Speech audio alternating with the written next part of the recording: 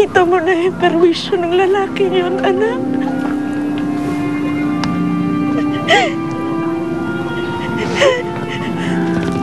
Dapat noon mo pa nilayuan ng lalaking yan eh. Dapat mo pa. Tay, pasensya na ako. Nagduda rin po ako kay Sig kanina, pero nakita niyo naman, kinampihan niya tayo. Tay, baka naman talaga wala siyang alam sa nangyari. Anak ko, ano ba nakita mo na sa lalaking yun? Ha? Bakit sa tingin mo para siyang santo sa'yo? Maghihintay ka pa ba ng mas malaking gulo? Huwag mo ngayaan kami mapuno. Eden, lalayuin mo lalaking yun.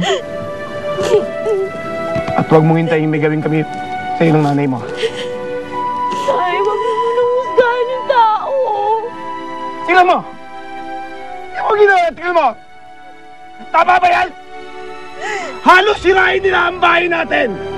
Ha?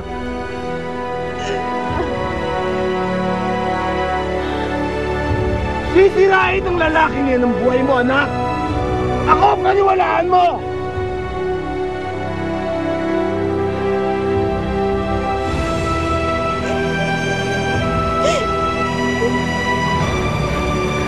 Tay, nasasaktan ho ako.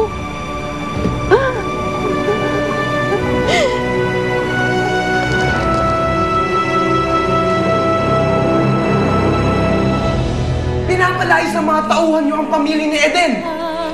Binastos sa sarili nilang lupa. Gagawin namin kung anong gusto namin gawin sa isla at wala kang magagawa doon. Wala kang magagawa doon dahil hindi ka naman nakapagtapos. Hindi ka nababagay sa magarbong mundo nila. Sig, anong ginagawa mo dito?